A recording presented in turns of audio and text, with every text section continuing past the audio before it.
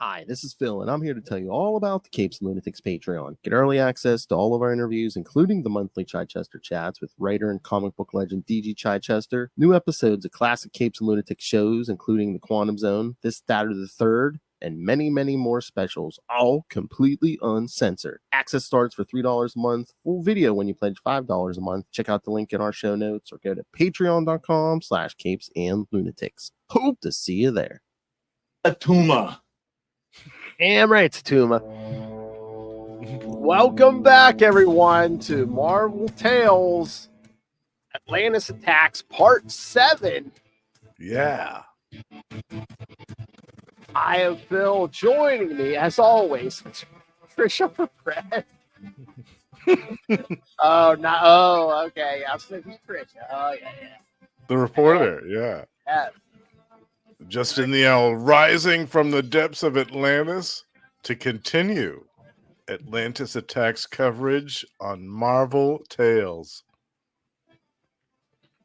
Part 7. Justin's like the true hero of Atlantis Attack, the news reporting, yes. Yeah. And their unbiased coverage. Yeah, because the fantastic. biggest chunk of this episode will probably be Web of Spider-Man Annual 5. Yeah, and then we're going to get some little tidbits from Avengers West Coast 56. A little snippet. An apology by John Byrne. Yeah. An afterthought. Yeah. All right, so should we dive into the Atlantis Attack? Should we dive into these? Dive on it. Yeah. This issue is like, when I think of Atlantis Attacks, I kind of think of this issue. This is one of the first ones I think of too. Yeah. For me, like, this is it. This is where Atlantis Attacks happens. Yeah. And I was big in the Fantastic Four and Spider-Man at the time, so this one definitely hit my nerd spot. Yeah. Nice. Yeah. All right. So, and what do you think of this cover? I mean, the art is great, but again, it's one of those things. Not a lot of background on that. Yeah. I mean, you got the pier, you got a few buildings behind Reed there, but yeah, I know, right? It's a little sparse. Yeah, and Ben. Just rocking the trunks and the boots. And I mean, on the Fantastic Four uniform, yeah. I believe I have a big full-size synopsis for this. All right. Nice. Web of Spider-Man Annual 5 from November 1989, Warzone, New York. Writer Jerry Conway. Oh, no. All right. At least 2 people will kick my butt if I don't do this. All right. Yes, writer, friend of the show, Jerry Conway. This is Jerry Conway, and you're listening to the Capes and Lunatics podcast. Yes. Creator of Frank Castle, giving Green Goblin his greatest weapon, gravity. Hi, this is Phil. Throwing blondes off bridges. It's 72, kids. Or is it 73? No, 74. All right, early 70s. All right, so yeah, Jerry Conway, penciler Javier Saltares, inker Randy Emberlin, colors Bob Sharon, letterer Rick Parker, and editor Jim Salicrup. With an Atlantean invasion force en route to the island of Manhattan, the military has been called in to face this invasion force. Joining them are the Fantastic Four and Spider-Man. The tense moment is being captured on live television as we see, because we hear the reporters babbling this all for the whole thing. Yeah. Suddenly, the Atlanteans arrive at Battery Park and make first blood. As an invasion force converges on the mainland, the Fantastic Four and Spider-Man rush into battle. What's this continuity note? About Ben Grimm being his human form. Yeah, we know that. Mm-hmm. Yeah, Fantastic Four 327. Yeah, yes, we know that. All right. I lost my place here. Wow, there's a lot of stuff. There's a lot on this issue. All right. Watching the battle on television are Spider-Man's Aunt May and his wife Mary Jane. Unaware that her nephew Peter is actually Spider-Man, May worries that Peter might be in danger as he was attending classes at Empire State University. Mary Jane assures May that Peter will be just fine. On the battlefield, Spider-Man and the Human Torch work together, exchanging quips along the way. After webbing up a number of Atlantean soldiers in a web ball, Spider-Man is assisted by the Invisible Woman, who uses her powers to toss them back into the water. Not far away, Mr. Fantastic is swarmed by members of the attacking army, but is assisted by Miss Marvel. Meanwhile, Ben Grimm, even without his powers, still puts up a fight against these invaders. I want to check this. Wait a minute. Yeah, that's the other thing. It's saying when they show Ben just like punching Atlanteans, he's like, "Oh, my thing suit's in the shop," and they say, "Yeah, from Avengers Annual 18." But he didn't even go into battle, did he? Remember, he had a headache. I don't remember seeing him in there. Remember, him and Quasar stayed home because they had a headache. Remember? Yeah. Oops. So what happened? He leaned on the table too hard. What the hell? Okay. As the invasion forces converge on the shore, the battle takes another turn when a massive Atlantean sea creature called the Megasaur rises out of the water. At that moment, under New York Bay, all right, hold on. At that moment, under New York Bay, Attuma. he's back, kids. And his allies, Lyra and Gahar, watch the battle. Attuma Assures them that this battle will be won. However, they are soon joined by General Eptidius, who was wounded in battle. He warns Attuma. that this battle was ill-advised and is killed for speaking out against Attuma. Yeah, Attuma shoots him dead. Yep. Sorry. After the last part of Atlantis Attacks, he's a little tense. He needs some comfort. Yeah, exactly. He needs some of the smoke and some of the comfort. Some vapors. Justin says, "Scream it."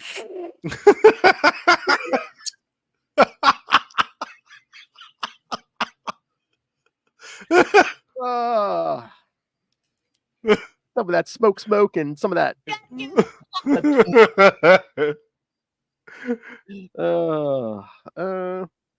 Unimpressed by this, Lyra and Gahar leave to carry out their own tasks.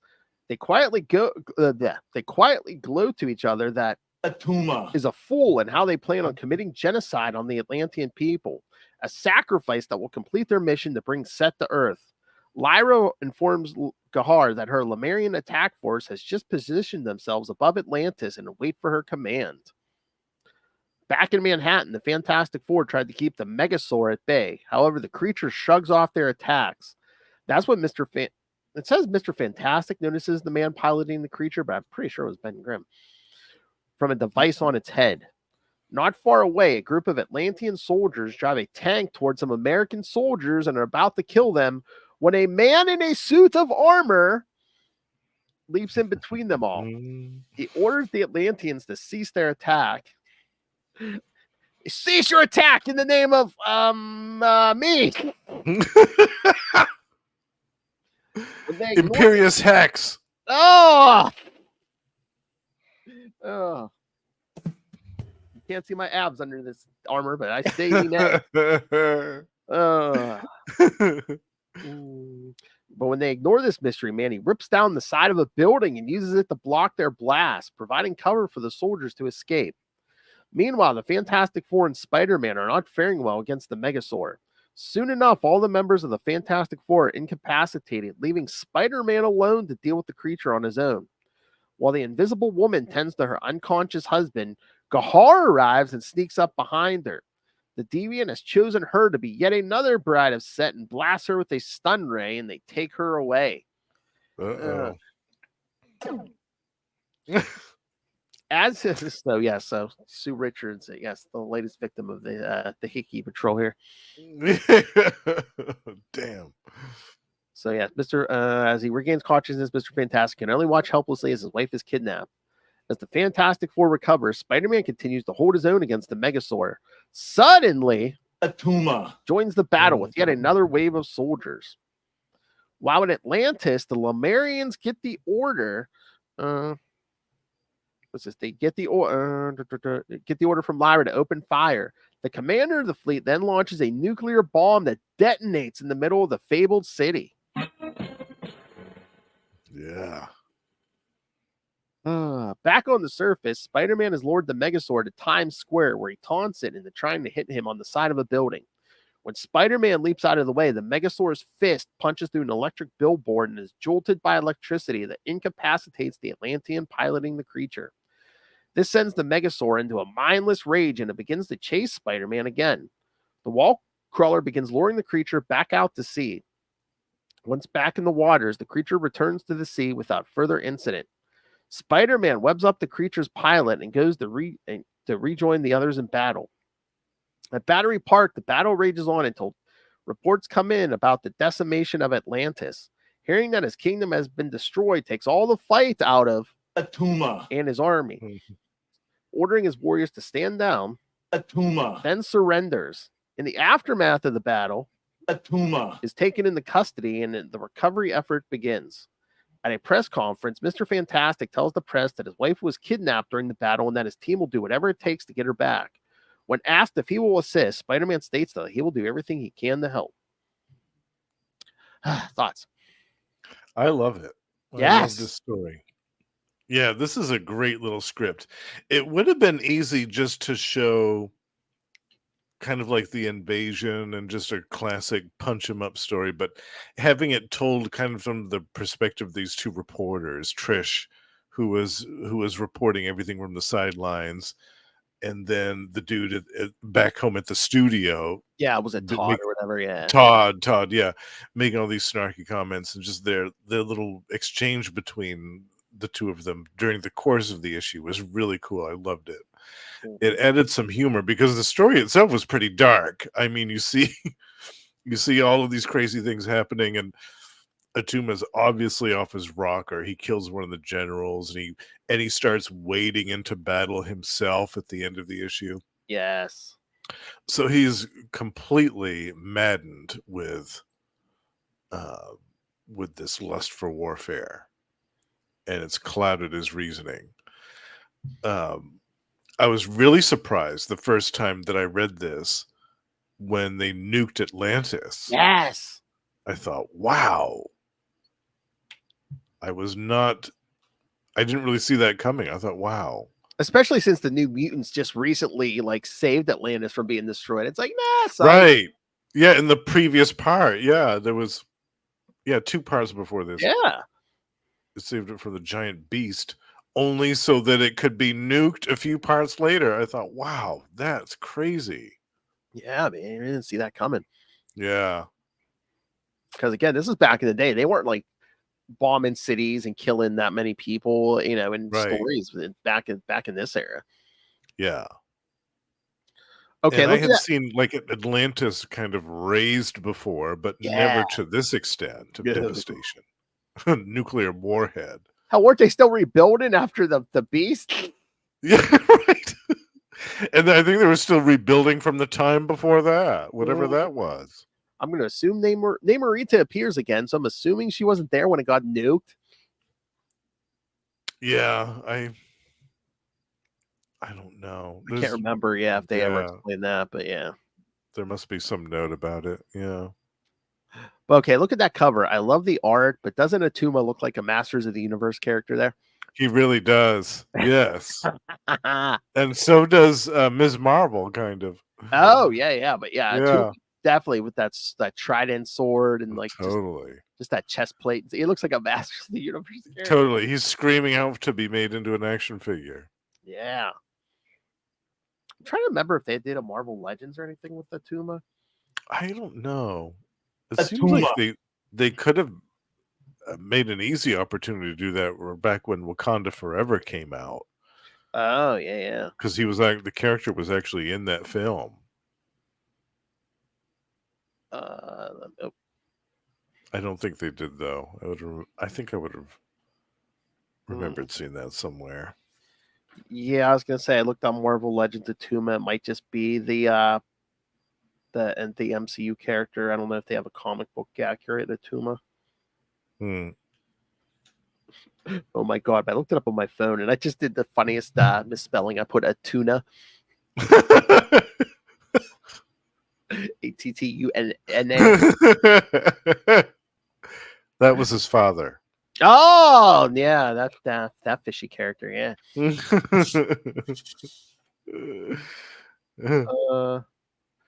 They don't want, unfortunately, Russell. I don't know what you're talking about. Don't know what you're talking about. All right, and so yeah, so with the abduction of Sue Richards, we have all the brides set, correct? I believe. Well, they at least all been marked, at least. What about Storm? I was gonna. Didn't she get marked? But I don't think they abducted her at that point. I don't think they abducted her. That's what I'm saying. I think they might all be marked, but I don't know if they've all been abducted. Dagger too. They need to get Dagger as well. So yeah. So, but I think they have everyone else. I think, yeah, that's going to happen in the next episode that we cover. Yeah, Avengers West Coast Annual. Yeah, because literally in the next two parts, we only have 3 annuals left. Yeah. Avengers That's West true. Coast, Yeah. West Coast, Thor, and then the Fantastic Four. Yeah. Right. We're coming right up on the end of Atlantis Attacks. Mm-hmm. It was appropriate that this story happened towards the end because this is it. This is the big assault to me. Like, this is the invasion here. Oh yeah, especially with the big Megasaur, which I remember at the time thinking that it looked like an aquatic version of the Rancor from the Return of the Jedi, with a little driver on top, a little dude driving the thing around. And I guess other Atlantean stuff might be going on, but I'm like, where's the Avengers during this invasion? Oh, I know, yeah. You would have thought that they would have dispatched at least a few members to help out with this. Because the Fantastic Four doing a lot of work. They were with most of them were with the Avengers, then the Avengers Annual. Now they're helping Spider-Man out here. Yeah. So. And again, what they should have done was had a note at the beginning of this. They should have taken Sue and Reed out of that Avengers Annual entirely. And then had an editor's note that said, the events of this issue take place parallel to the events of the Avengers Annual. So that would have explained why there was this massive invasion, this big battle happening all at the same time. Yes, Russell, I'm getting to you. First, he was like, I would love a comic with Atuma and Orca for that matter. Orca, yeah. Yes. I love when I was like, where's the Avengers? Russell goes, F the Avengers, where's Godzilla? He'd probably be working for the Atlanteans. What are you talking about? He was asleep. Yeah. Maybe it was the nuclear bomb that woke him up. Again, Russell, if Godzilla shows up, you know what's going to happen in New York, right? Nom, nom, nom, nom. That's right. Yeah. Look at our wrecking ball testicle. That's why the Megasaur took off. He was like, oh, I think Godzilla's coming. I'm out of here. Squish is a squishy.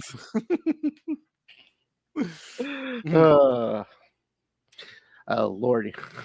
You know what Naga said? Remember last episode? Remember what Naga said to Lyra? About the comfort? Yes. Yeah. Yeah. Exactly. Slander up my cobra. Yeah. So yeah. I also enjoyed the mood ring armor on the mysterious figure because the last time we saw him in the Avengers Annual, this was dark crimson armor. Yeah, and so now weird. It's like forest green, which it was in those other Spider-Man annuals. Right. Yeah, and that's the other thing. And like the Avengers Annual, when it showed up, I think he was supposed to be in shadow, but they kind of like tinted it in red. Though it's so weird. Yeah, I think it changes depending on his mood. I'm thinking because he was defending these guys from the Atlanteans attack, and in the other in the Avengers Annual, he was in a maddened rage and out to beat the hell out of Krang. Yes. So I bet this is mood ring armor from Atlantis. It changes depending on his mood. Either that, or shockingly, maybe they got something wrong in that Avengers Annual. Oh well, maybe. Speaking of that, I was thinking of that artist that we lamented his art in that, Ron Wilson. And I was trying to remember where I had remembered his artwork from, and it was from he did the majority of the artwork for the Masters of the Universe series Oh. that Marvel did in the 80s from Star Comics. And I have a majority of that. And I loved his artwork in that. It was perfect for He-Man and the Masters of the Universe. It was exemplary. That's what I was gonna say. I remember some of that art, and yeah, it was nowhere near that Avengers Annual, right? No. No. No. Yeah. So again, maybe it was a I rush think job and just that's what I think. I think because I think he was doing Masters of the Universe then. Oh. Maybe it was still going then, or maybe it had canceled by that point. But I feel like, yeah, he was a fill-in artist for that one, and it was too many moving parts for that. Yeah. But again, it's just the schedule. It's like, oh well, hey, we need to get these parts out in order so that Avengers Annual Right. has to come out. That has to go first, yeah. Yeah. Where this annual and that one should have come out at the same time. Yeah. I feel like that would have made more sense to me. Like this was taking place at the same time as the Avengers. Yeah. Yeah. Yeah. Exactly. Yeah, that would have made more sense. Yeah, that would explain why none of the Avengers were here. Mm-hmm. Yeah, Yeah, they were busy. They were busy splitting up into groups and doing their thing. Yeah, just kept the Fantastic Four out of their annual. Right. Yeah, because remember we were talking about why isn't Johnny Storm here? And where's Miss Marvel? Where's yeah. That would have been a perfect explanation for all that. Oh, I didn't know that. I'm not that well versed in Godzilla. Russell says Godzilla has a record of not liking the Atlantis. Oh. Mm-hmm. The Atlantis. He goes, I can't type today. Well, Lyra and Gahar don't like the Atlantis either because they blew it up. Yeah. Sacrificed to Set. Yes. Well, I'm assuming Set's about a full power because they pretty much just like sacrificed almost a whole city to him. Yeah. I would think that would be sufficient, right? I mean, my one complaint is Ben Grimm just in his regular outfit. I thought, are you kidding me? Like, this is the Fantastic Four. They don't have anything that they can give Ben Grimm. He's just gonna wade in here. Oh, with a regular Fantastic and punch the Atlanteans in the face. That's what he's gonna do. I thought that's ludicrous.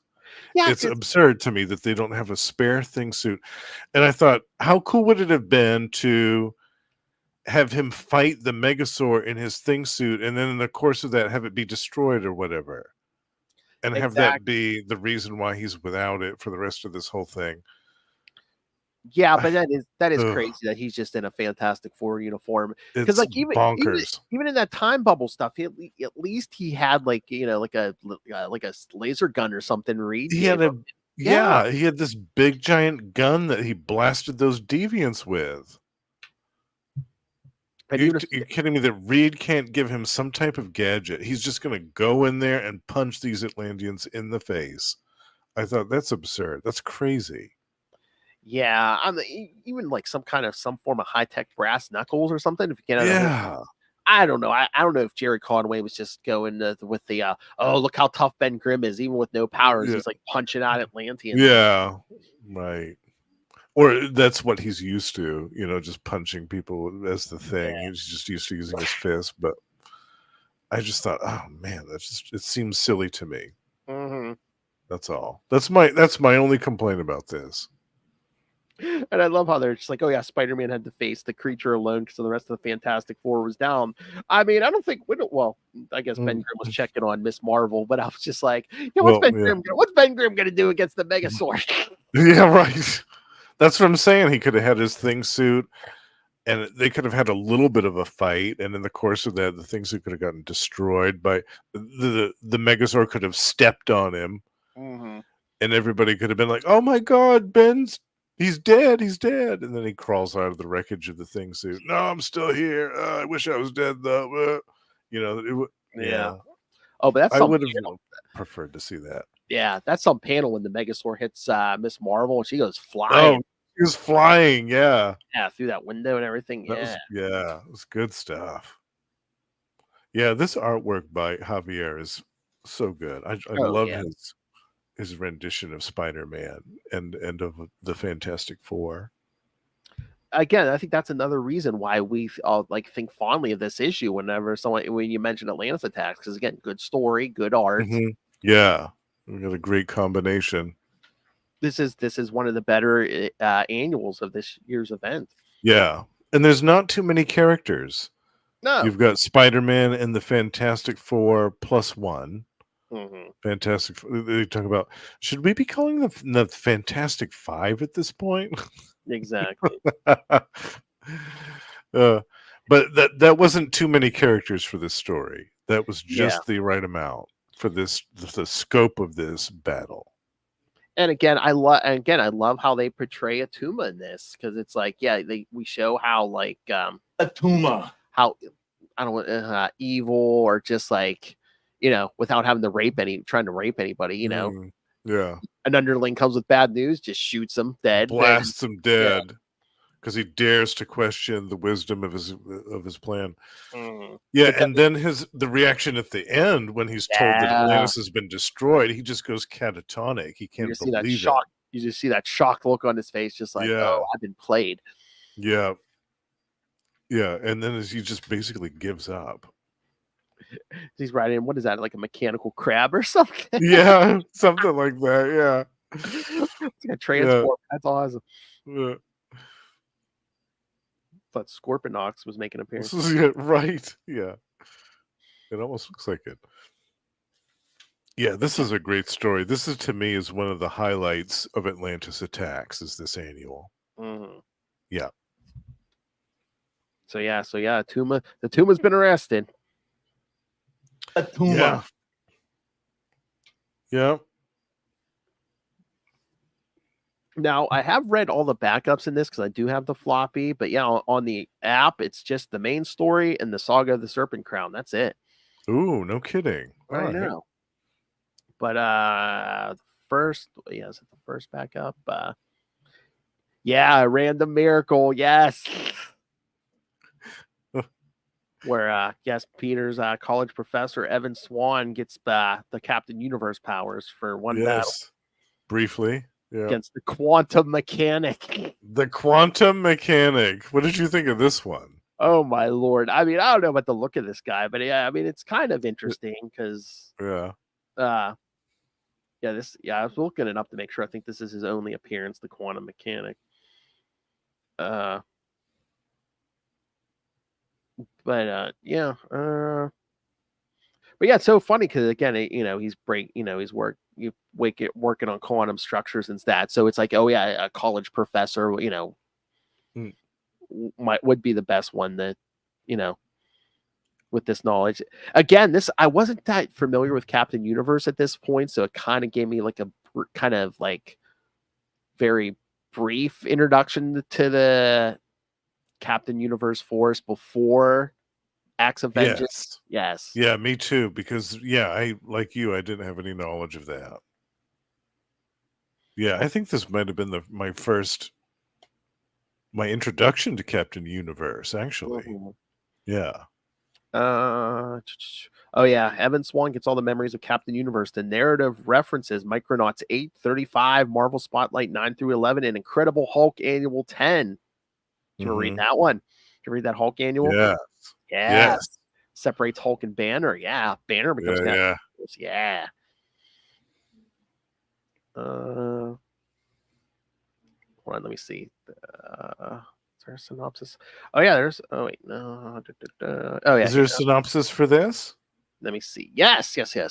Oh. Professor Evan Swan is finishing up a lecture on quantum mechanics at Empire State University, explaining to the students Albert Einstein's uncertainty principle before dismissing class for the day. Lost in thought, Swan begins walking down the ESU campus when suddenly he is bombarded with energy in the configuration of a molecule. Suddenly, Evan Swan is endowed with the power of Captain Universe.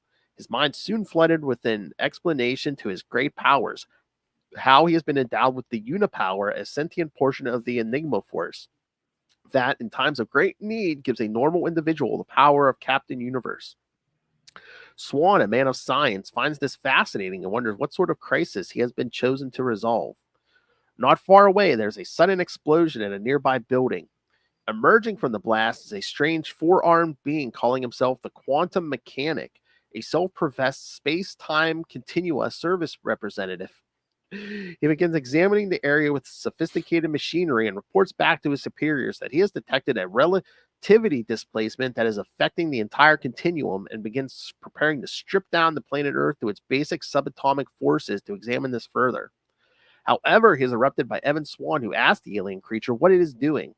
However, the quantum mechanic ignores his questions as he works until he can't stand the incessant questions any longer. The mechanic tells Captain Universe to get lost as he has work to finish. After confirming that the alien intends to destroy the Earth, Evan tells the creature that he cannot allow it. The quantum mechanic strikes with a blow so powerful that Captain Universe is sent flying past the moon. Doubling back, Evan begins to think about the situation and realizes that the thing that the flawed they are detecting is the very uncertainty principle he was lecturing about earlier that day. Angry that a being would jeopardize the entire world because of their ignorance of the scientific principle, Swan gets angry and storms back down to the planet. He strikes the quantum mechanic with a powerful blow and teleports the creature away. After giving the alien and its superiors a stern warning against harming the Earth, Professor Swan returns to Earth. With his mission over, the Unipower leaves his body, reverting him back to normal.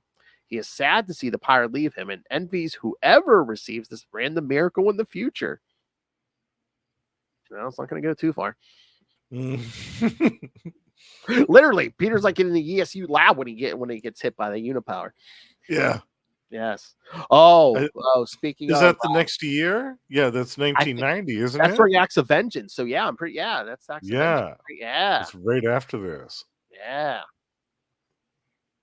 Oh my god! But yeah, for Ultimate Spider Cast and Doomsumber, I think I put there's the what if issue where if what if the Captain Universe power had not left Spider-Man? Oh.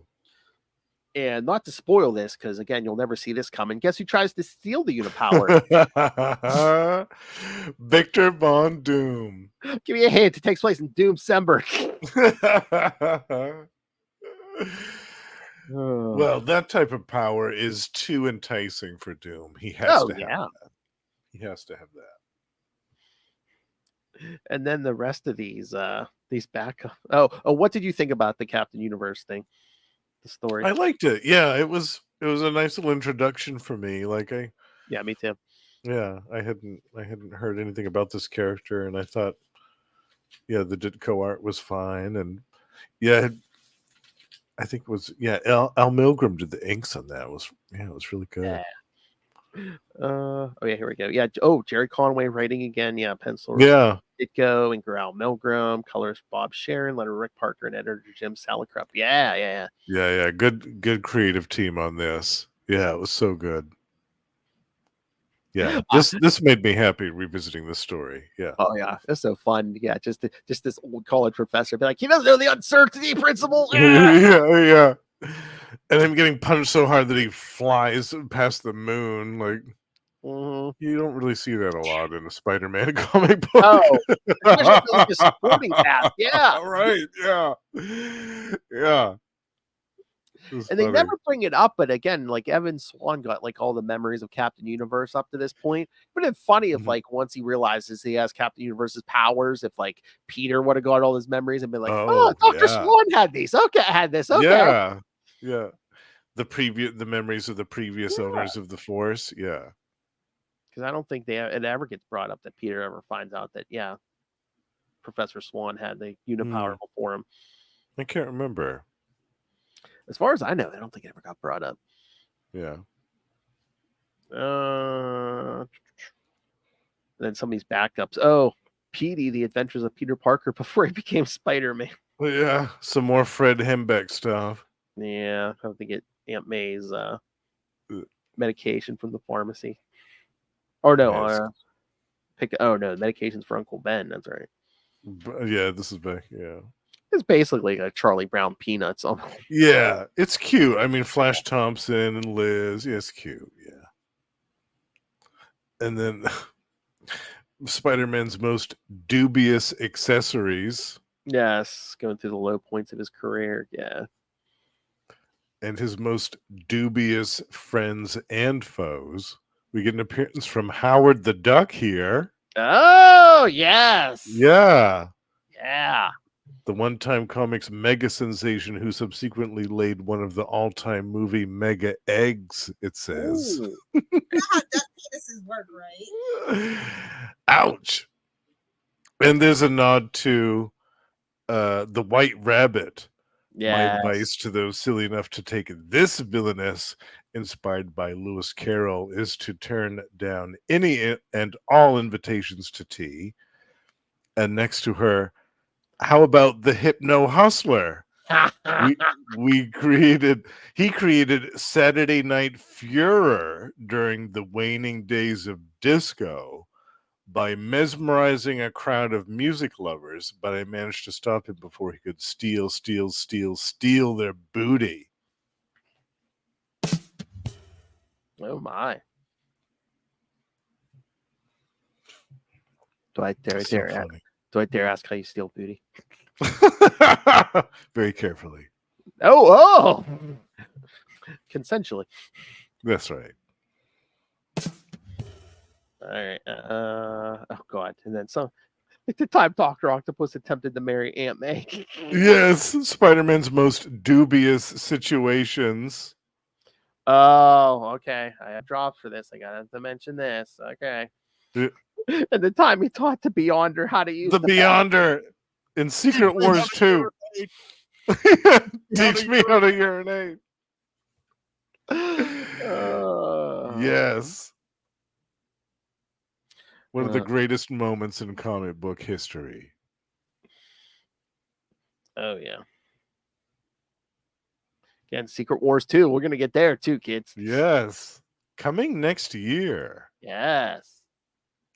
on Marvel Tales. And then we got a bunch of backups in this. Then we got a Silver Sable backup. Yes. I remember this this. is It's the been a while. jam. Oh God, I love this one. Yeah.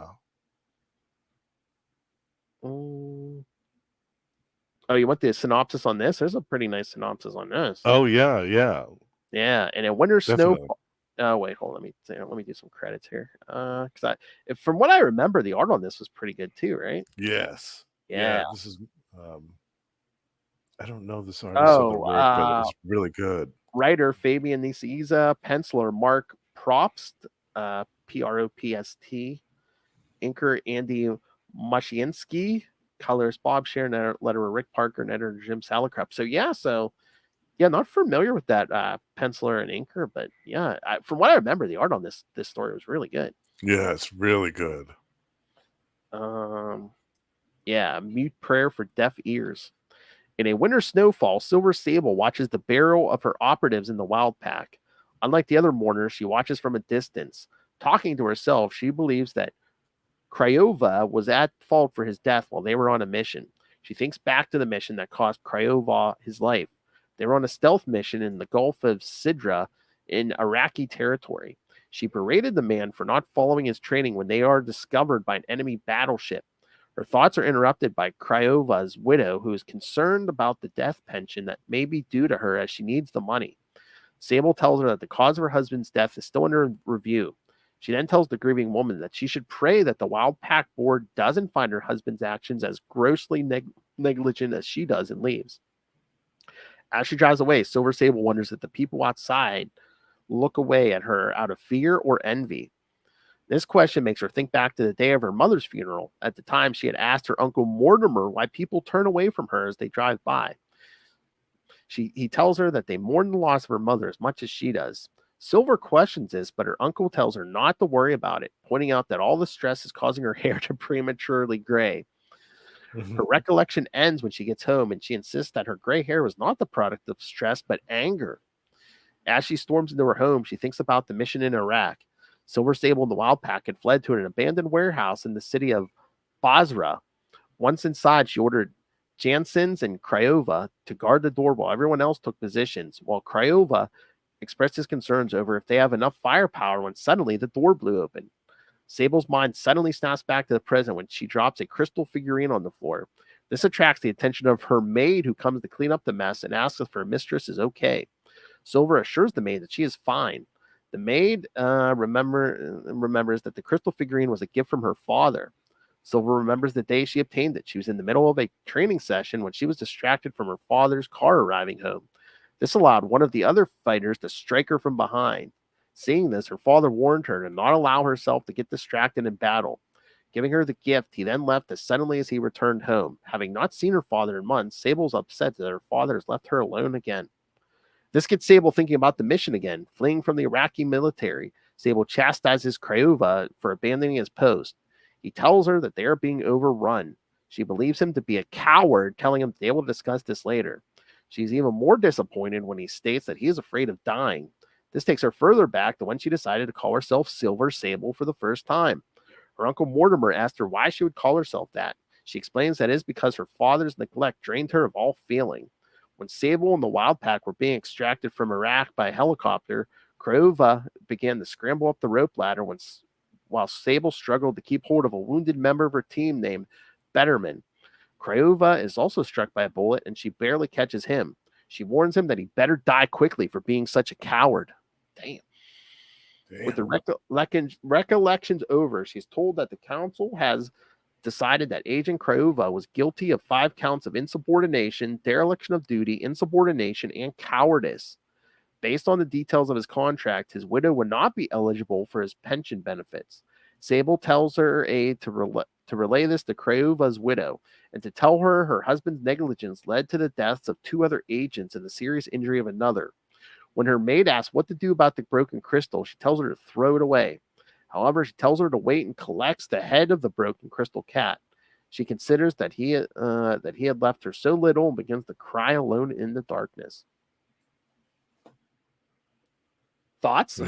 It's pretty intense. Yeah, again, especially here, like Sable was such like a complicated character. Just like you never know how she's going to be from moment to moment. Right.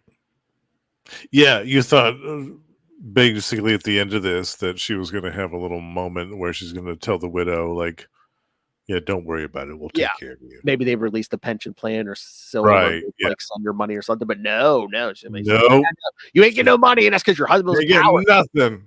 Yeah, it's pretty cold. Mm-hmm. And again, just the whole thing with her parents and stuff. Yeah.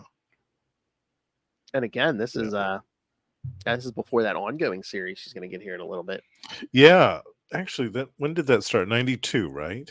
I think I think so. Yeah, I think it was 92. So this is a couple years before that. Yeah. So they were still developing her character, but they were doing a great job in fleshing out her backstory, her history. I mean, we've got some great flashbacks here to when she was a child. Yes. Yeah.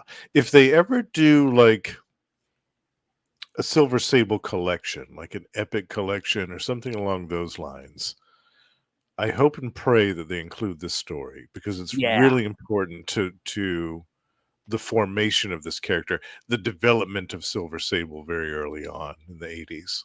Yeah, that would be nice. Like her first couple appearances from Amazing Spider-Man, and then drop this in before you start reprinting the on her own series. Yeah, definitely have this be before that because it's so important to have this little bit of history for her. It talks about her dad. And that moment at the end where she's cradling the broken piece of the statue. It's a really powerful story. It's great stuff. I was almost waiting for tell her she could sell this broken statue head or something. Right? Yeah, send her the statue and be like, you can sell this. I don't want it anymore. Or this priceless crystal. It's broken. Just throw it in the garbage. Yeah, it's nothing. Yeah. But again, it's like, her parents and what it thinks she's been, I guess, made Silver has made her cold. Yeah. It's understandable. I mean, when you look at her upbringing and what she's had to go through in her life, it does make sense why she behaves the way that she does. I mean, you can almost say she's it's almost honorable that she even didn't become a straight up villain, pretty much. Right. Yeah. Yeah. She could have gone the complete other way with it. Mm-hmm. Yeah. All right. So should we get to the next Serpent Crown? Yes. Yes. Another installment of the history. Yeah. And I got a nice full synopsis for this. Nice. As we covered some of this earlier. in earlier episodes. Yeah, Saga of the Serpent Crown corporate takeover. Yeah, once again, Peter Sanderson, Mark Bagley pencils, Keith Williams ink, Mark Siri colorist, letterer Jade Moed, and editors Gregory Wright and Mark Grunwald. Nice. So yes, it's pretty much we've had this pretty much the same team for all these. Yeah. All right. Watu the Watcher continues his recounting of the saga of the Serpent Crown. He points out that while the Serpent Crown has mostly been contained in his native reality, there were other versions of the crown which exist in other realities. One such reality existed, the Serpent Cartel, which consisted of that reality's leading businessmen, Justin Hammer, Leland Owsley, Cal Richmond, Sebastian Shaw, Gregory Gideon, Obadiah Stane, and Cornelius Van Lunt. All these men were put under the influence of their version of the Serpent Crown. Seeking to free Set from their exile, they then made contact with Hugh Jones, the president and CEO of the Roxxon Oil Corporation of the Watcher's native reality, 616. Jones was the current thrall of his reality's Serpent Crown. Breaching the dimensional barriers to make contact, Hugh Jones reported to the Serpent Cartel how he used the power of Set to make Roxxon one of the most powerful corporations of his reality. So corrupt businessmen don't have enough. Now they're reaching across dimensional dimensions. Hey, want to help us screw over? Yeah. Yeah, let's corrupt a parallel universe while we're at it. Yeah, let's corrupt two universes. Yeah. Yeah. He tells how he came into contact with the Serpent Crown. It all started when the Atlantean known as Warlord Krang located the Serpent Crown and put it on. Under the influence of Set, Krang sought out and enlisted the aid of the terrorist known as Viper. Viper again. Ooh. With her Serpent Squad, they kidnapped Jones to hold for ransom. They then put the crown on Hugh's head and attempted to use the power of the Serpent Crown to raise the Lemurian continent from the ocean floor. This scheme, however, was foiled thanks to the interference from the costume hero known as Nomad. Yes. There he is. Yes. A.k.a. Steve Rogers. During the ensuing battle, Viper tried to escape with the Serpent Crown, but it was lost in the battle. With the tale concluded, he tells the Serpent Cartel that he is using all of his resources to try and locate his world's Serpent Crown. Gregory Gideon then shares his tale of the Serpent Crown of his world. He found the Serpent Crown in the Pacific while building oil rigs. He then used the power of the crown to take control of the most powerful businessmen on his world. Getting resistance from Professor Imam and Arcana, the Serpent Cartel imprisoned Imam in another dimension and locked Arcana in a cell. When their teammates in the Squadron Supreme went looking for their missing teammates, all but Nighthawk and Power Princess were enthralled by the cartel. They then moved on to take control of the President of the United States as well, and his Attorney General, Cal Richmond. Gideon and Jones then agreed to work together to recover the Serpent Crown from Hugh Jones's reality. The Watcher then continues the narrative, telling how Gregory Gideon loaned the enthralled members of the Squadron Supreme, who then clashed with the Avengers. During the ensuing battle, Hugh Jones shunted the Avengers to the Squadron Supreme's world. There they were confronted by the Serpent Crown enthralled president. However, the team managed to steal the Serpent Crown and flee, which we did cover a few months ago, kids. We did. Yes. Hold on, let me right here on Marvel Tales. I looked this up real quick. I'll give you the actual episode number here. Yeah, but yeah, so I was like, oh yeah, we did cover this. Yeah. I love this installment of the history because we've got one of my namesakes on there. Leland Owsley makes an appearance here. Yes. Oh yeah, the owl. Yeah. The owl's here. Oh yeah.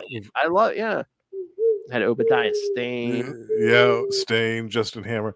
We've got some great comic book royalty villains here. Oh yeah. Yeah, for sure. And also I loved the appearance of the Viper in her original guise. I think she was calling herself Madam Hydra back then. I'm trying to remember if at that point she was. I know at one point she was. I'm trying to remember. Was that the costume she was wearing? Because it wasn't the green costume. It was like a gray and blue one. I kind of liked that look on her better. Yeah, it was cool. And she had the long hair. Yeah. Yeah, she was a member of the Serpent Squad back then, I think. Yeah. Yeah. And Because if I remember right, she killed the original Viper. and Yeah, took so I was going to his- say, yeah, there was a male Viper. Yeah, she killed him. Yeah. The name. Yeah. Yeah, she shot him. Yeah, I love that little piece in this history with the original Serpent Squad featuring her. I thought that was great. Great little nod to the past, because we saw the Serpent Society in an earlier installment of Atlantis Attacks, the Uncanny Yes. X-Men annual. So But- stringing it all together, it's great. But we did cover that Squadron Supreme story during Hellcat and Tiger month back in episode Oh. 72. Yes, Kids. Yes. that's right. Patsy Walker was there. Yeah. Yeah. So yeah, episode 72. Scroll down or check out the playlist on YouTube. And I think are we doing that again next year? What the Hellcat? The Tiger and don't- Hellcat month? I don't think so. I don't think we had I room. think that was Meow May, wasn't it? Oh yeah. Yeah, Meow May. Yeah. Because Meow you did May. Catwoman stories on We Are Yes. the Night. Yeah. That was this year. But yeah, next year, we're so packed because, like we said, we're doing Secret Wars 2. That's right. Yeah, we got a lot of stuff coming. Yeah, again, we're gonna have, of course, we're gonna do some Captain America, Thunderbolts, and Fantastic Four, because certain movies are coming Movie out. tie-ins. So yeah, there's a lot of stuff. Again, it's so hard, kids, because again, there's so much good stuff we want to get to, and Yeah, we'll have time to cover it all, though. oh yeah. The world isn't ending yet. No. No, not yet. Not yet. But yeah, you're gonna be getting a lot more X content too next year, kids. That's true. By popular demand, you'll get Oh. more X-Men classics every month. Korvac saga. Oh yeah, I can't wait for that. Yeah. And trust me, kid, there are a lot of good stuff coming. Yeah. It's an embarrassment of riches over at Marvel Tales and Classic X-Men next year. Yes. Again, that's the only problem. It's just always just trying to figure out where to squeeze everything in. Yeah. That's what he said. Oh, nice. Oh my.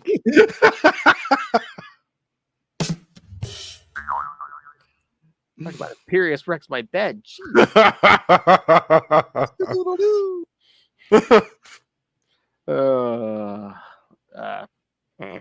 Somebody was trying to sneak it in. Yeah, I got that last night. Put it here.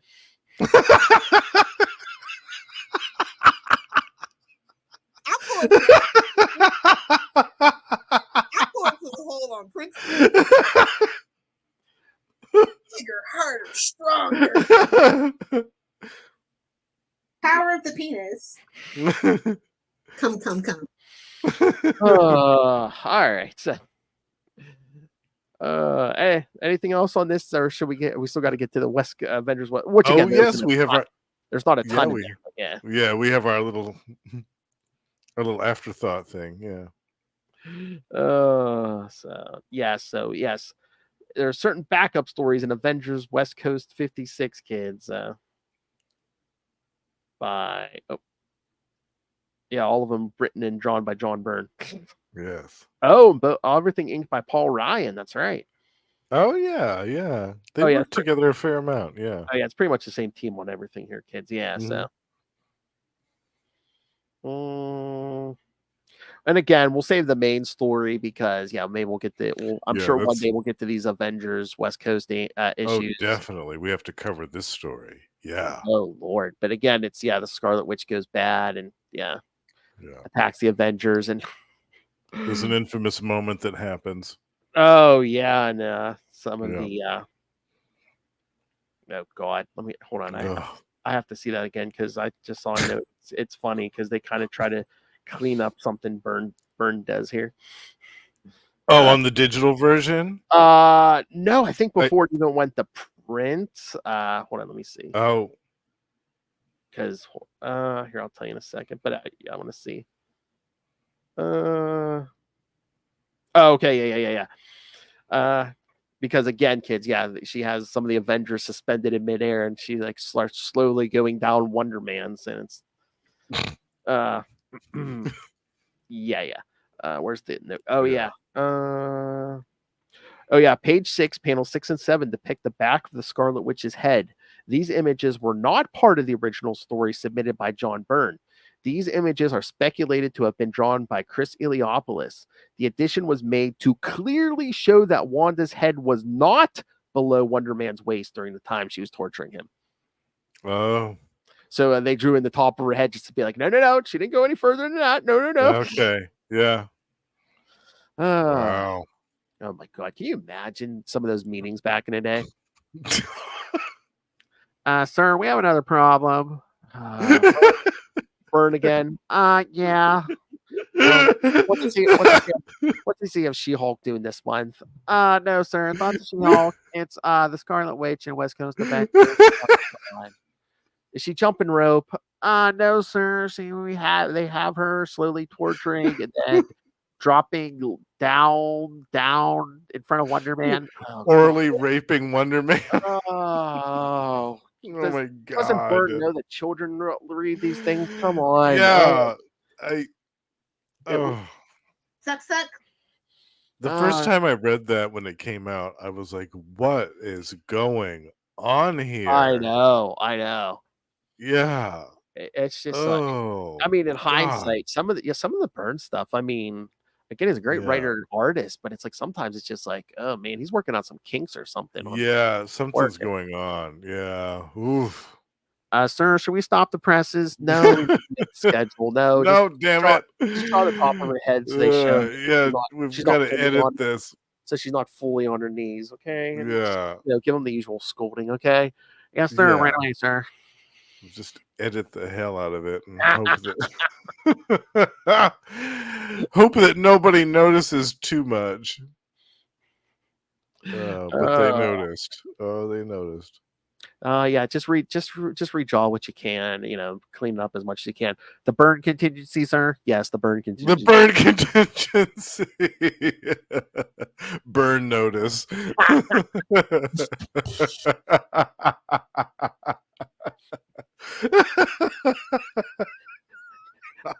The Byrne identity? Yes, the Byrne identity. Oh my God. I love how we're not talking about the main story, but we're talking about the main story. Yeah. Do you have a synopsis for the little backup story? Let's see. I mean, yeah, it's so short one, I think, but like,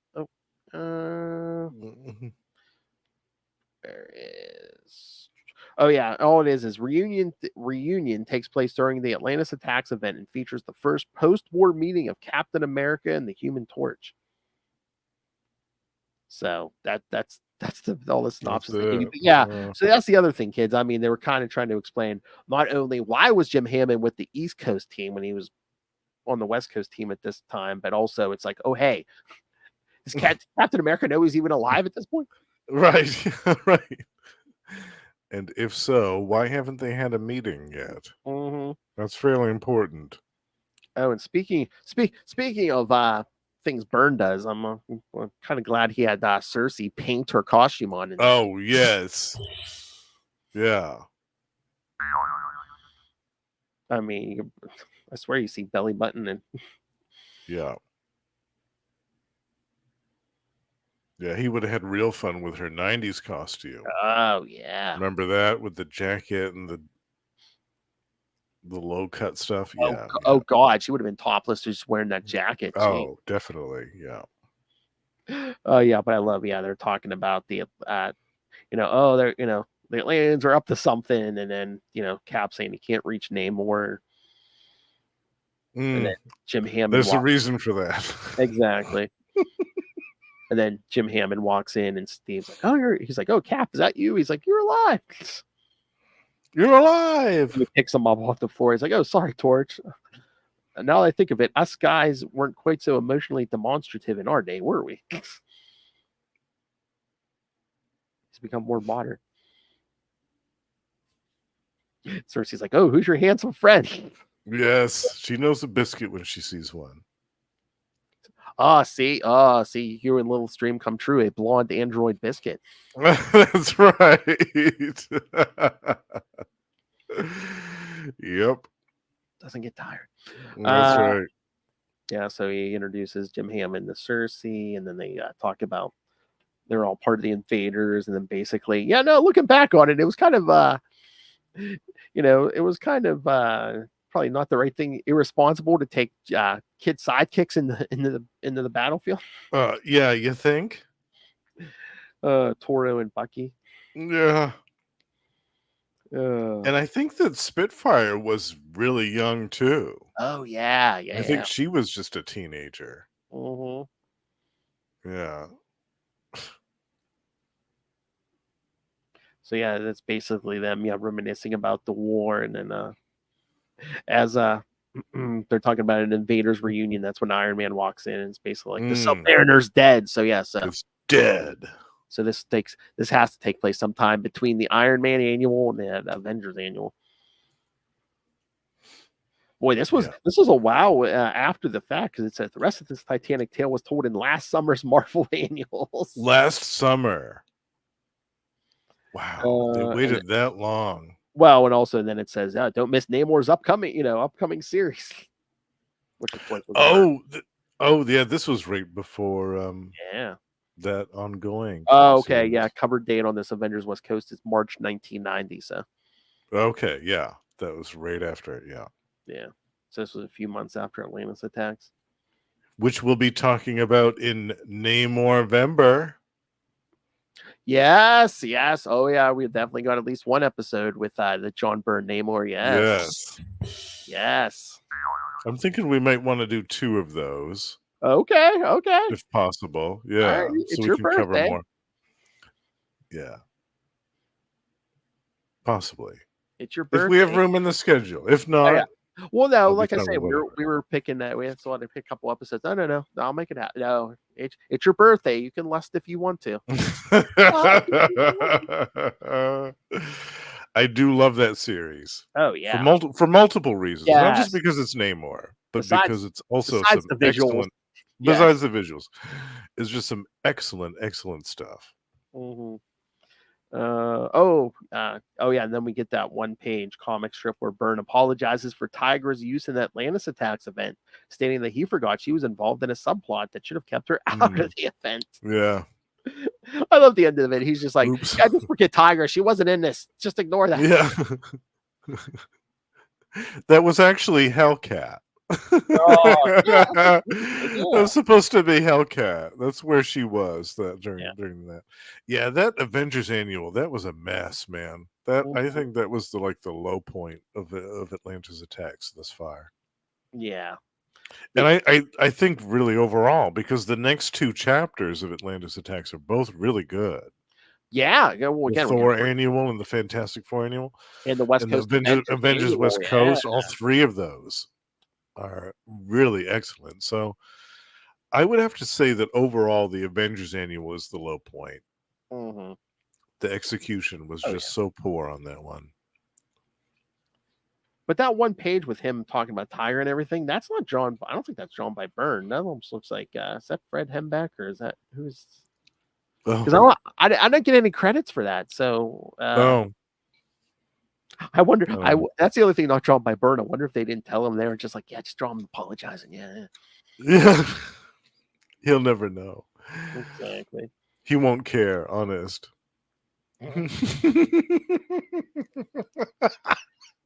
Yeah, he tries to blame the whole thing on Mike Higgins. He's like, and they're like, no. You told him which Avengers to use in the story. Fred Hembeck was never seen again.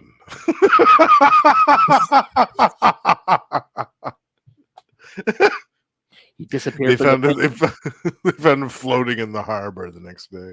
Oh, you don't cross Byrne, you get burned. That's right. Burned.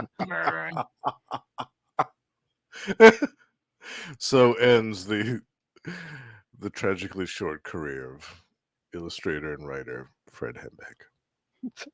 I love it. He's like, I got confused. There are a lot of Avengers to keep track of, so I told him to use Tiger, but I shouldn't have. Tiger was tied up in a subplot at the time, so Tiger wasn't in the annual, not in any of the annuals. Forget you saw her there. Yeah.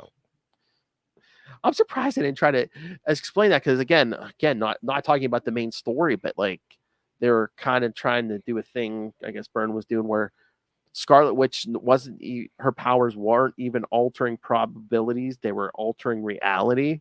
Yes. Right. Remember when they were working on that steel bar, and he's like, "Wait a minute, Yeah. I took a scan and it was perfect, but now the scan I took however many minutes ago, you could see the stress marks in it. Like you altered it, so." Hmm. So I'm surprised they didn't go that route. Be like, oh yeah, one to kind of like hex the tiger into the Atlantis attack. Yeah. and then after the fact, she went back to her aquarium. She was okay for a little while.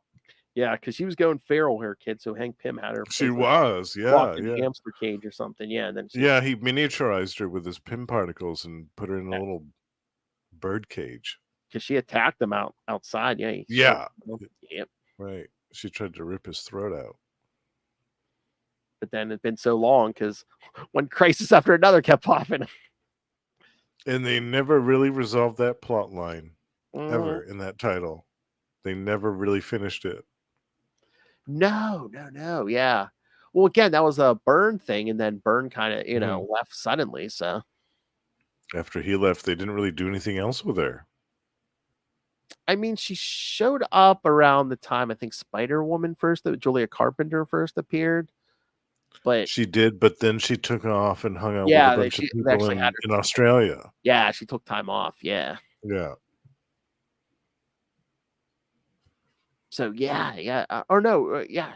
She was there a little bit too because was it there an Ultron story? Was she in that one? Oh yeah, that's Yeah. right. Yeah. So they brought her back. But for a that's little what I mean. But there was no explanation when she showed Yeah. back up in the Ultron story about why aren't you feral anymore? Like, Yeah, what'd you do? Just take exactly. it off? Like, what happened? Like, yeah, no explanation. Yeah, there was kind of just a weird re-entry there after Byrne, right? Basically just like, yeah, we're just gonna keep moving and Yeah. because the Human Torch kind of gets like pushed to the side too. Yeah, I was bummed about that, to be honest with you. I was really happy that he returned, and for a while, for a few issues, he was a prominent member of the team. Like, he wasn't just a reservist, he was actually, a contributing member of the Avengers West Coast team, and it looked like he was going to stick around regularly with them for a while. Mm-hmm. But then, like, maybe a year or even perhaps even less than that, after his resurrection, he just kind of got sidelined and relegated to reservist status, and then Yeah, he was hardly ever seen after that. because there was that one shot. Was it like issue 63 or something where he fights Living Lightning the first time Living Lightning Yes. shows up? Yeah. Yep. And then like he's basically a reservist. He shows up during Operation Galactic Storm with the heroes on Earth. But yeah, and that's it. And it seems like such a waste. I Well- thought that was a tremendous waste. I'm trying to remember. Does Jim Hammond show up eventually in the Namor series or?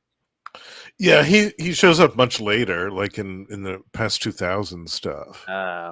And he's died and come back to life a bunch of times. Like he sacrificed himself and blew up a bunch of times. Like I was trying to remember if Byrne was using him in the Namor, and that's why they kind of moved him over. But no, I guess not. he did show up in the Namor series though, because there was like a brief Invaders reunion that happened. Oh yeah.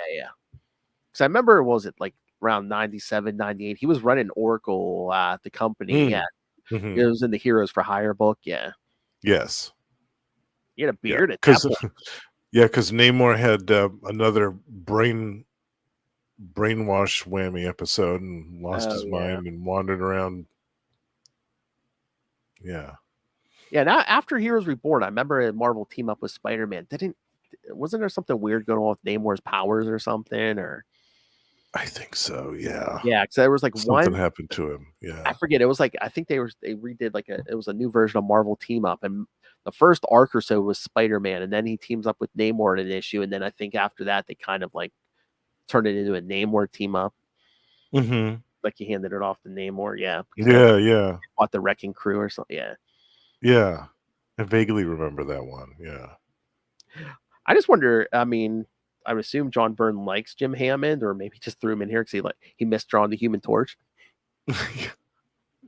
I don't know. I don't know what maybe there was another person that wrote in letters and like was asking for explanations about stuff like that, and they were Or like, "Well, when you think about it, it's like, well, we brought back Captain America, we brought back Namor. I mean, how hard is it to bring back Jim Well, yeah, who he's was an android to begin with?" Yeah, but again, that continuity was so messy because supposedly Immortus was like, oh, hey, he got turned into the Vision. Yeah. And then John Byrne tried to say, no, he didn't. No, just kidding. Then by the time we get to Avengers Forever, it's like, oh god, what is it, like Kang or Immortus? Yeah. Someone like splits him in half, like Yeah. time. So it's like, yeah. So they kind of cloned the Human Torch. One of them became the Vision, and then the other one just stayed inert. Yeah. Oh, it's such a mess, right? I know. And I love the one again. Well, sorry, kids. I said we weren't going to talk about the main story, but we're talking about the main story. I love the one. I just love the one page with Iron Man like getting home. He's like, "Yeah, I'm going to take a week off," and then the minute he barely sits down, and it's the Avengers signals going off. He's like, "Oh, guess my vacation." It's so much for that. Yeah, they're kind of teasing. Oh, Iron Man's coming back. Yeah, see, that's when you page the reserve members. You're like, look, I need to take a day off. I'm gonna tap in the reserve members. I mean, he had a thing or two against him, but it's like, yeah, maybe Iron Man's not the guy you call against Magneto. Spoilers, Magneto shows up. Yeah. In fact, how about anybody but Iron Man for this one? Wonder Man. Send Wonder Man. Well, Wonder Man's already there. We need more recruits. I mean, yeah. I mean, yeah, Iron Man might be the wrong guy. I mean, the Human Torch the android Human Torch might not be the guy either. Yeah, true. Yeah. Or the U.S. agent with a shield, or hey, East Coast, can we get Thor in here, maybe? Yeah. Or no, how about some Quasar? Quasar versus Magneto. Yeah, we never got that. Yeah, that should have happened. All right, Justin. Anything else on these? No, I think we covered it. Oh yeah, and we have 2 episodes left. Of Atlantis Attacks. Exactly. Yeah. So yes, next time will be the penultimate episode. Take a drink, Lil. So I don't know why I'm opening this. I know what it is. All right. So yeah, next time we're going to talk Avengers West Coast Annual 4 and Thor Annual 14. So yeah, Avengers West Coast and Thor next time, and then yes, we'll wrap the whole thing up with Fantastic Four Annual 22 and What If Volume 2 number 25 for an alternate take on it. Yeah. Oh God. And then that'll be the end of September. We'll be getting into October here, which that's right. We've got spooky season coming up soon. Oh yeah. Got Marvel Premiere 4 through 10. We got Creatures on the Loose 30 through 35. We got Captain America 253 and 254. Baron Blood. Yeah, Baron Blood. We got the first 4 issues of Man Thing. Nice. I don't know, kids. Who here do you think requested Man Thing? Giant sized Man Thing. There you go. Where they did this. And of course, for dropping on Halloween on the exact day. The Rise of the Midnight Suns crossover. Yes. Yeah. Love it. Ghost Rider, the Spirits of Vengeance book, Morbius, Darkhold, Night Stalkers, and another Ghost Rider. Yeah. 6-issue Scarefest. And kids, if you want a in-depth interview on Night Stalkers #1 with its writer, DG yes. Check out Chichester Chats. Yeah, was it episode 34? Yeah. Nice, yeah. Last one we did, yeah. Are you going to talk with him, but go through the rest of the series with him, like issue by issue? We might. We usually jump around, but yeah, we'll probably get back to it. Yeah. Nice. I know there was one we did. Was it issue 9 or something? There was another issue we did it with him before, but it was Morbius was in it. We did it around the time the Morbius. Oh, yeah. Yeah, I think he wrote most of that series, didn't he? Yeah. Yeah. was a good one. Oh yeah, and hopefully Justin will join us for the next Chichester. As it's always. Oh yeah, I'd love to. Yeah, definitely. Especially when we talk solo Avengers. Oh yeah. Yes. Yes. Those are much loved by me too. I love those. Dr. Druid. Yes. All right, kids. So so send us your thoughts on all the goodness coming your way. And then again, so that was October, and then of course you're getting some Namor November. So that's right. Send Justin your birthday wishes and any naughty pictures of Namor you might have. That's right. Yes. He's like, yes, please. More Right. naughty Namor. More. Oh, to add to his collection. Okay. Yes. Oh my. Cock-a-doodle-doo. My favorite biscuit. Guilty or innocent. Having dirty Namor content, guilty as hell. Yeah, guilty as charged. All right. So so send us your thoughts. Email us, CapesandLunatics@gmail.com, or call the voicemail 614-382-2737. That's 614-38-CAPES. And remember, you can find all things Capes and Lunatics, episodes, social media, merchandise. Get brand new Capes and Lunatics merch, classic merch, and maybe more new Capes and Lunatics merch coming soon. So, keep your eye on that. Again, the queen of all of Hellfire demands that you rain random money on us through the Cash App link. Make it rain. So, yes, please don't make us be that metaphorical girl dancing on the pole. We don't need to be in that club before, in case some Lemurians try to drop a nuke on us. We're going to stripper pole down at Divas. Some of those other girls in the club are giving us some evil Scarlet Witch vibes. I don't know. Yes. All right. So, yes, send us money there. And, of course, the Patreon, where you get exclusive uncensored content. All the old content is there. The new stuff's up there. And, of course, in August, I think we're getting a Justin planned episode. I have a few ideas I'm going to run by Phil and Lilith and see what they think. Yeah. So, subscribe to the Patreon, and you can request topics for a discussion also. So find that at patreon.com/CapesandLunatics, and find it all at tubespace.io/CapesandLunatics Podcast Network. That's tubespace.io/CapesandLunatics Podcast Network. More vicious and brutal than ever. All right. Now for this undersea biscuit lover himself, Justin Leo. Biscuit of the Sea. Biscuit of the Sea, yes. You can find him here every week on Marvel Tales. You can hear him at least once, and it's going to be more on X-Men Classics here. I can also hear him once a month here on Energon Universe, where me, him, and Russell talk all things the new Transformers and G.I. Joe from Image. You can also hear him on Capes and Lunatic Sidekicks on We Are the Night, the Batman podcast. At least once a month, talking Azrael. Sometimes he drops in for more. Mm-hmm. And also you can hear him every so often on Electric Mullet, the Superman podcast, where he's doing a 4-episode run here. Yeah. But that's not all the King does. Well, these podcasts and staring at Namor, that's not all he does. You can find me on these shows as well. Yes. Gamma Charge, where Russell and Josh and I talk about the Incredible Hulk and the Sensational She-Hulk every month. We also have a Patreon, so do check that out. And over on Predator and Prey, Russell and I are joined by the High Priest of Khonshu himself, Ray, to discuss the latest Predator comics coming out from Marvel every month.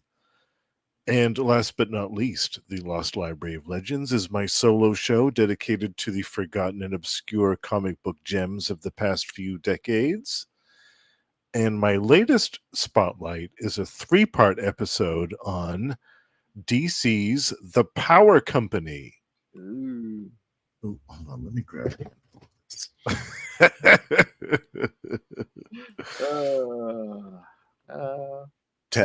Tapping my way downtown. Scream at. I'm excited for you to check out the Power Company too, Phil, because in the introduction there's a Nightwing story and there's a Hal Jordan story. Oh yeah, I gotta read those. Yeah, I read Yeah. one or two along the way. I remember an issue with Firestorm I read. Yeah, Yeah. 'Cause But they I- introduce each of the members of the team in their own solo one-shots. Oh, nice. And they pair each one up with a different guest star from DC, and Skyrocket gets teamed up with the Green Lantern, Hal Jordan, and Manhunter gets teamed up with Nightwing. Oh, those might have to show up on some Nightwing news in Sector 2814. Yeah, Right. Yeah. it's good stuff. Yeah. All right. So, Double biscuits for me. all right. All right, kids. Thank you for joining us. Man, this Atlantis Attacks been flying by here. Yeah, We got 2 episodes left. Yeah. Next week, the penultimate. Yes. Yep. Avengers West Coast Annual 14 annual. Take 14. another shot, Lilith. Penultimate. Yes. Penultimate. More. And then, Fantastic Four Annual 22 and What If 25 to wrap it up. That's right. All right, kids. The epic continues. Yes. Join us next time. Remember, be good. Don't get burned.